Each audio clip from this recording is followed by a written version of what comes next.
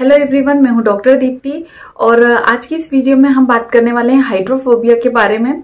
Hydrophobia का मतलब एक जैसे इसके नाम से ही डिनोट होता है, hydro means water and phobia means fear. तो हाइड्रोफोबिया का एक इनिशियल ऐसा मान सकते हैं कि ऐसे पेशेंट जिनको वाटर से फियर होने लगता है ना। हाइड्रोफोबिया ज्यादातर सभी लोग जानते हैं कि क्यों होता है।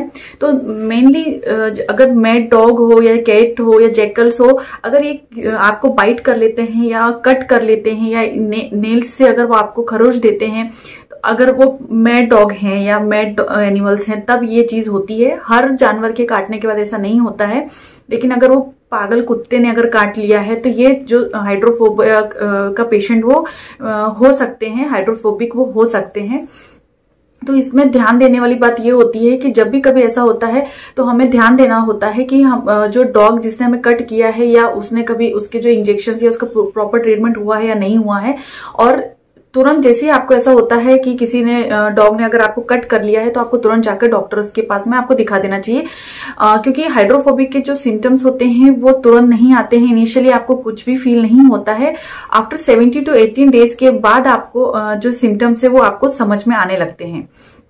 इसमें कॉज में यही होता है कि जब भी कोई मैड डॉग या कैट आपको कट करती है या फिर इंजरी आपको हो जाती है उनके थ्रू, तो जो पॉइजन्स होता है वो आपकी बॉडी में, आपके ब्लड में सप्लाई होने लगता है और सिम्टम्स को अपीयर होने में 70 to 18 डेज लग सकते हैं। या फिर जो डॉग्स के नेल्स होते हैं उसके थ्रू भी पॉइजन जो है आपकी बॉडी में एंटर कर जाता है और आप हाइड्रोफोबिक पेशेंट होने लगते हैं। सिम्टम्स की बात करें तो सबसे पहले तो आपको 17 से 18 दिनों तक आपको कुछ भी महसूस नहीं होता है और धीरे धीरे आपको कुछ सेंसेशंस या कुछ सिम्टम्स आपको देखने को मिल सकते हैं, अपीयर होने लगते हैं। जैसे कि जहां पर आपको इंजरी हुई है, जहां पे भी कट हुआ है, वहां पे आपको स्लाइट बर्निंग सेंसेशन हो सकते हैं कुछ दिनों बाद। साथ में वहां पर ईचिंग भी होने लगती है, उस जगह पर आपको खुजली का एहसास होने लगता है। धीरे धीरे जो पेशेंट्स होते हैं वो इरिटेबल होने लगते हैं, बहुत ज्यादा ही चिड़चिड़ा स्वभाव उनका हो जाया करता है। तो इन सब सिम्टम्स पे आपको गौर से ध्यान देना चाहिए कि किस तरह से सिम्टम्स जो है आ रहे हैं, अपीयर हो रहे हैं। इरिटेबिलिटी के बाद में पेशेंट की जो नेक होती है वहां पे स्टिफनेस उन्हें महसूस होने लगती है due to the contracture of the muscles. जो मसल्स होती है ड्यू टू पॉइजन्स, आपकी जो नेक की मसल्स होती है वो स्टिफ होने लगती है, बहुत ज्यादा आप नेक को मूव नहीं कर पाते हैं। जो पेशेंट होता है उन्हें फियरी ड्रीम्स आने लगते हैं, रात को वो जगना शुरू कर देते हैं, उन्हें ठीक तरीके से नींद नहीं आती है, ड्रीम्स बहुत ज्यादा उन्हें आने लगते हैं।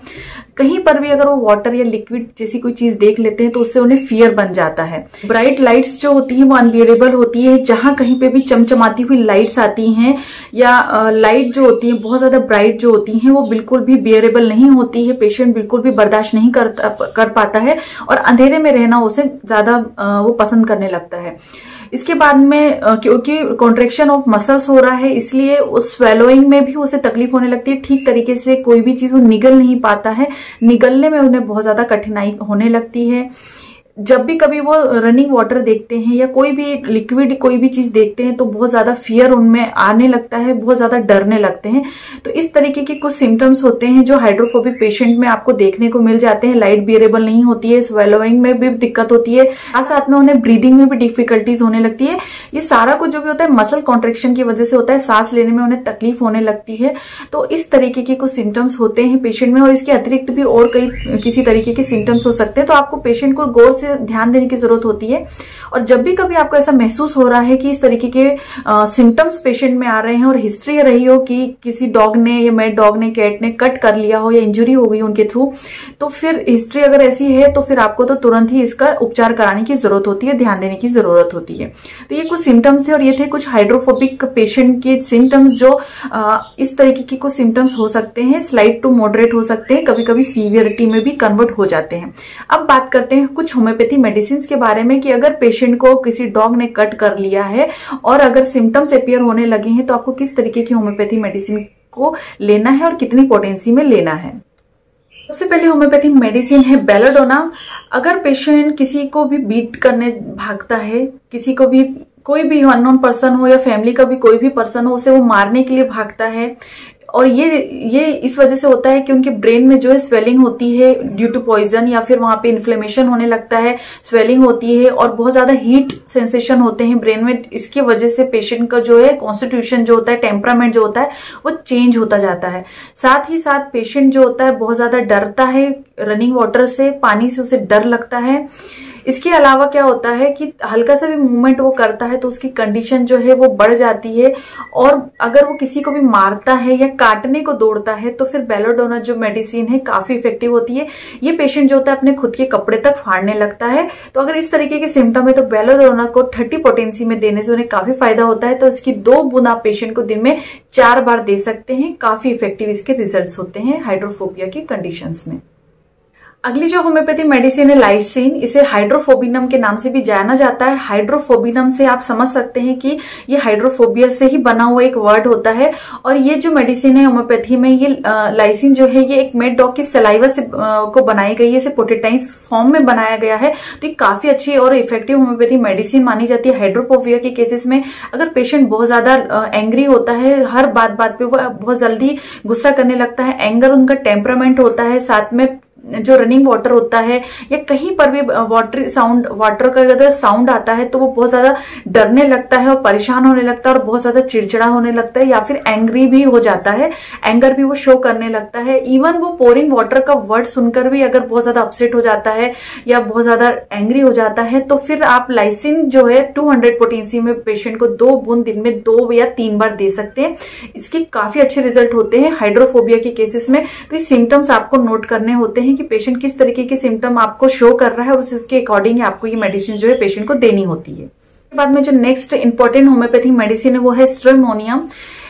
इसमें मेंटल जो होता है पेशेंट का काफी स्ट्राइकिंग होता है। कुछ सिम्टम्स जो होते हैं स्ट्रेमोनियम में, मेंटल सिम्टम्स जो होते हैं काफी ज्यादा इंडिकेटेड होते हैं इस मेडिसिन के लिए। तो सबसे पहले तो पेशेंट जो होता है काफी ज्यादा एंग्री होता है, बहुत ज्यादा चिड़चिड़ा होता है, बहुत जल्दी छोटी छोटी बातों पे वो गुस्सा करने लगता है, वाटर से उसे फियर होता है बहुत ज्यादा।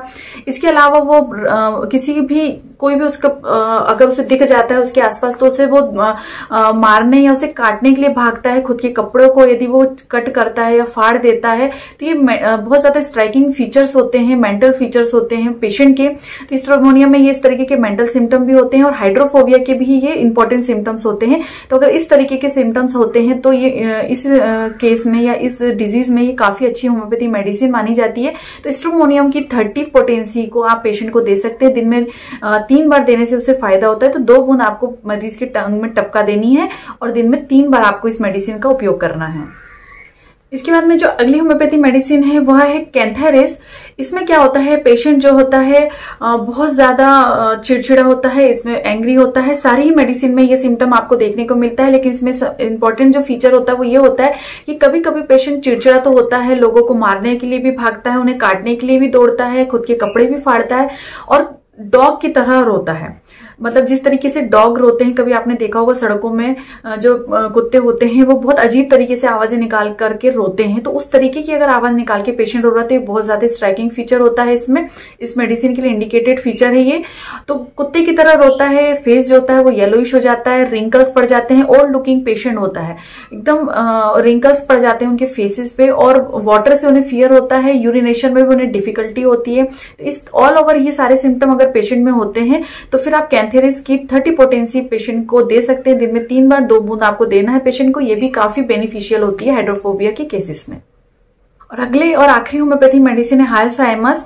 इसमें पेशेंट जो होता है बहुत ज्यादा इसमें स्टिफनेस होती है और स्पेशली थ्रोट की जो मसल्स होती है वहां पे बहुत ज्यादा स्टिफनेस होती है, और क्योंकि थ्रोट की मसल्स का इन्वॉल्वमेंट होता है तो उन्हें स्वेलोइंग करने में, कुछ भी खाने या निगलने में परेशानी होती है, फिर चाहे वो फूड हो या फिर वाटर हो। वाटर से तो फियर उन्हें होता ही होता है।